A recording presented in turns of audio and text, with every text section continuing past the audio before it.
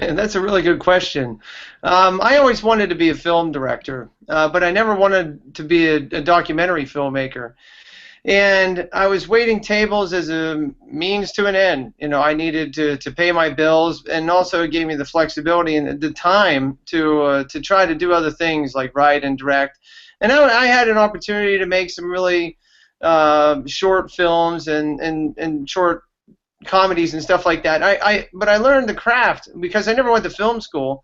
I learned the craft by doing this in the spare time that I had while I was waiting tables. So it really gave me the ability to make something like this. And of course, it was only whenever my wife had two separate miscarriages in between our two healthy children that it actually prompted me to use that skill set and to work on a documentary film for the first time ever. And again, this wasn't something I ever wanted to actually do.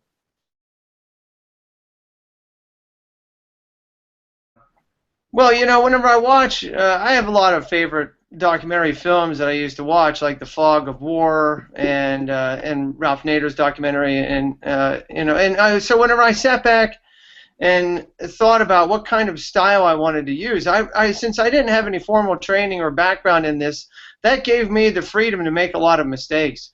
And through that process of making mistakes, hopefully I learned a little bit about something about breaking new ground and doing something a little bit different.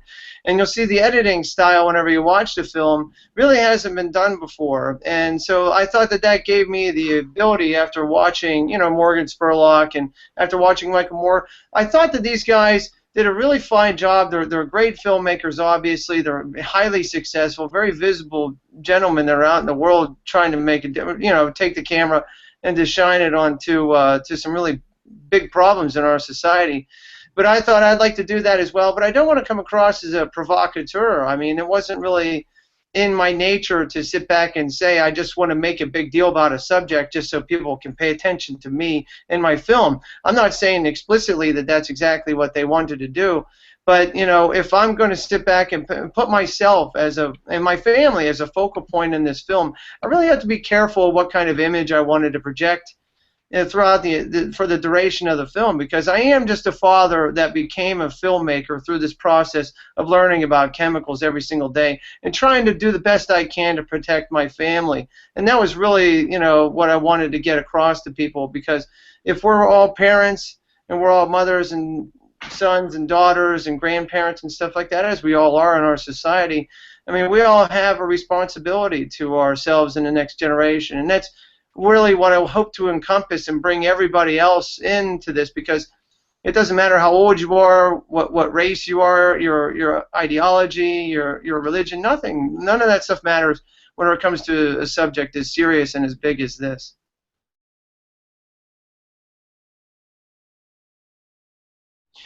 You know, that's another really good question. You're full of those, which is a good thing, and I appreciate that. You know, what it comes down to for me, you know, whenever you're not an established filmmaker and you have no reputation whatsoever and you have nothing to base anything on, that means whenever you make some phone calls to people and you say, I'd like you to participate in this film, they don't really feel secure in who you are, what you're going to accomplish, what your goal is, or anything like that.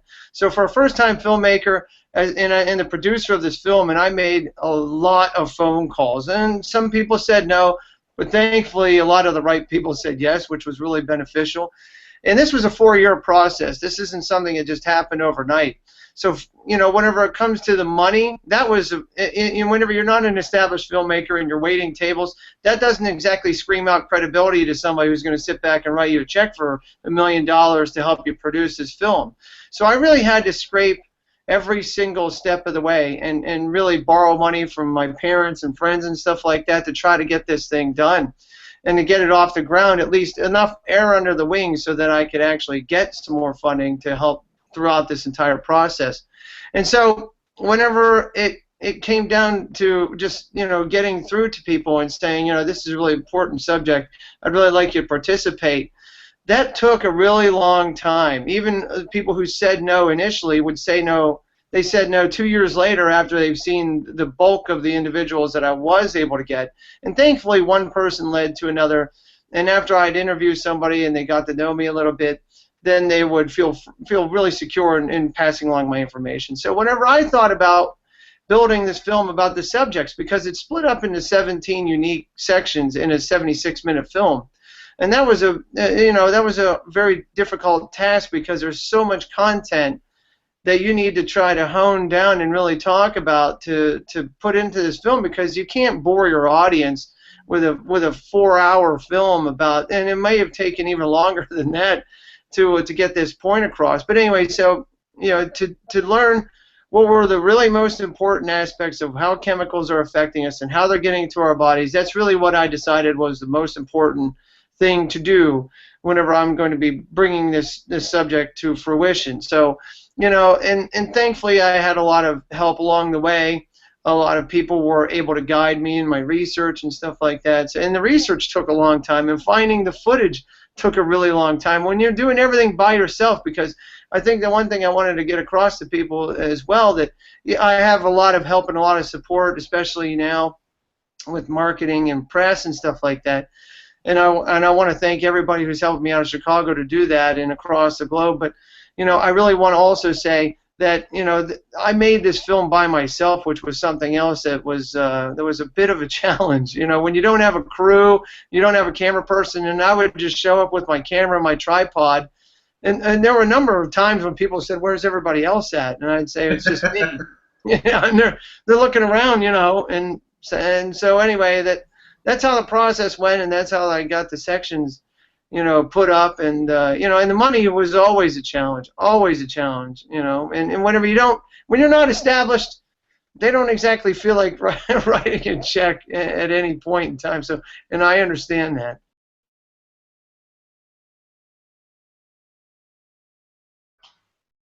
I think that's a good point, where I think whenever it comes to a grocery store, for instance, they have a really big challenge ahead of them, because, and you'll see, at least across the United States, and I can't say so much for Canada at this point, a lot of grocery stores across the U.S. are dedicating a lot of shelving space right now to organic food.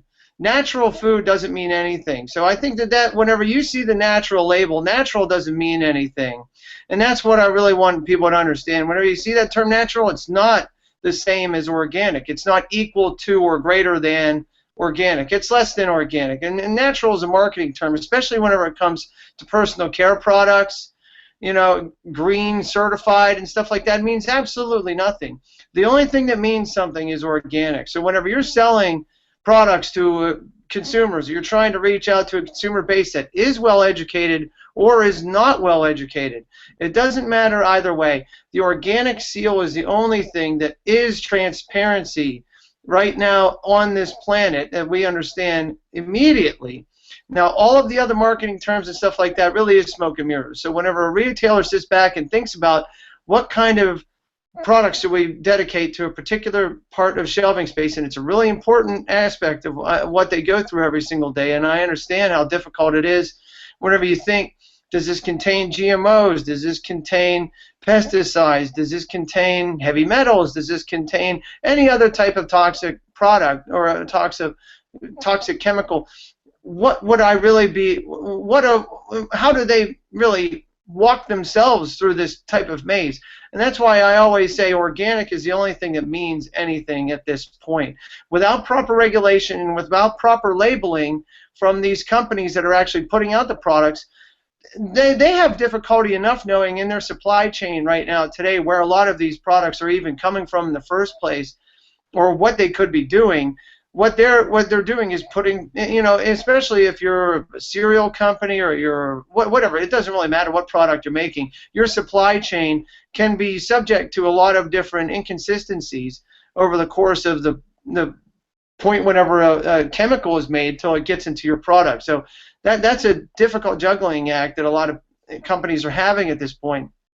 So if it's 100% certified organic, that's the only thing that I think if you're looking for real transparency, that's pretty transparent, because everybody knows the guidelines and what they must adhere to have that type of product out into the marketplace. So that's, to me, the only thing that makes sense, because transparency isn't something that's really accepted at this point whenever it comes to companies, because let's face it, and I put a box of Pop-Tarts into my film, and I show just how many chemicals go into making up each and every single individual ingredient. That took me about 4.5 hours just to do the research to learn about what pesticides, insecticides, fungicides, any of those other types of chemicals that will go into just one particular Pop-Tart. So transparency, if you're going to label every single thing on the side of a product, you might not even know what the product is because it's just all in one massive label and it's all a massive ingredient. So that, to me, if you don't know what it is and you need a chemist to figure out and you need to send it out to a lab to get results back, and it might take 90 days for you to get that. I mean, and we're not all chemists, we're consumers. So if we're going to go into some place and buy something, you got to buy organic.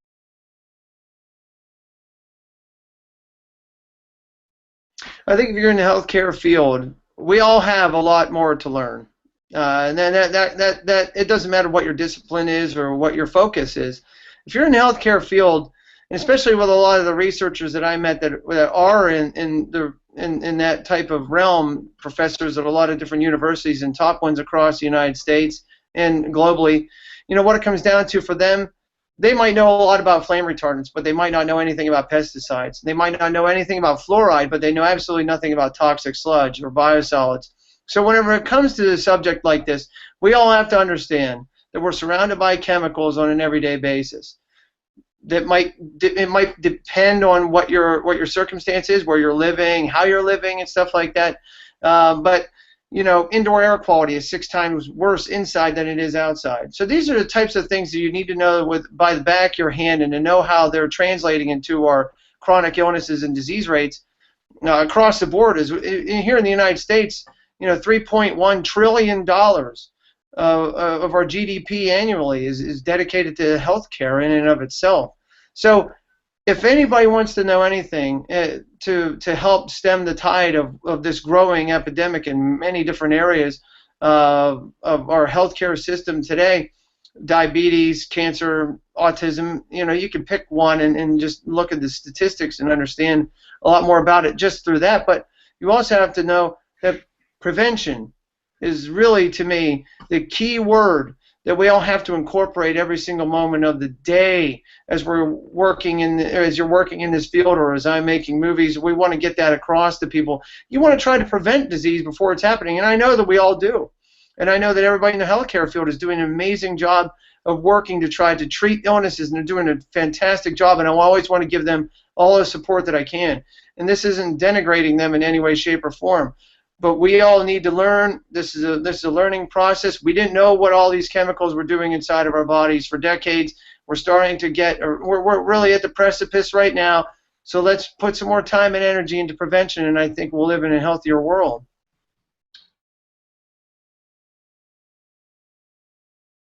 Oh my God, I can't wait to do another documentary. Well, I learned about a particular subject that I didn't know a lot about as I was making Unacceptable Levels, and I thought it would be a natural progression to make a sequel to it because, as I said, there were so many different stories to tell. I could have made a 4-hour, film, and so I'm going to give you 2 films instead of just one, and it's called Genetically Modified Movie, and it's dealing with genetic engineering across the board. How we've genetically engineered a lot of different things, a lot of different life organisms on this planet that I had no idea was happening, like trees. They're genetically engineering trees.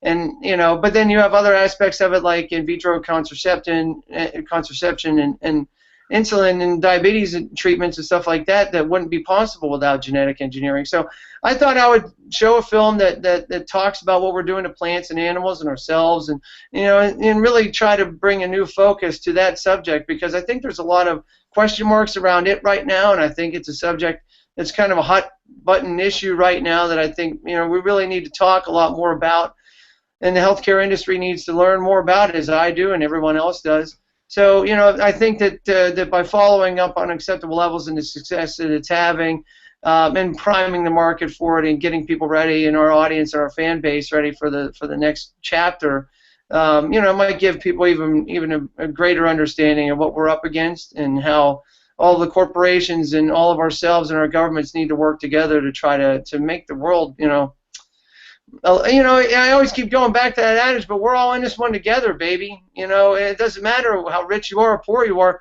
we've all got a stake in this, and so I want to try to get that across to all of them as well, that we're all going to be in for a lot of hard times if we don't try to figure this stuff out today. You're absolutely right, and I think you nailed it. Like health is health. Whether any the things that we're facing here in America, same things we're facing in Europe. It's in Australia. It's in Asia. It's in India. It's everywhere. And I think we really should. We can walk away with learning a lot from this film, learning from a lot of great experts across the entire industry that have appeared in the film and kind of given their very, very candid feedback. And we look forward to your next film. Obviously, that when it comes out, definitely like to do another interview and get people excited about it. But anyone that hasn't seen the film, check out if you can find a local screening near you. Again, we'll try and bring a screening as soon as possible ourselves up here in Canada. But check out unacceptablelevels.com. And I just want to thank you for joining us today, getting to talk with you, and look forward to hearing about your next steps in the future. And thank you. Best of luck to you. Thank you so much. You're doing a great job. Keep up all the good work as well. And check out our Facebook and Twitter pages, because we always have a lot of great information we're always putting out. Because we're just all going along as we can.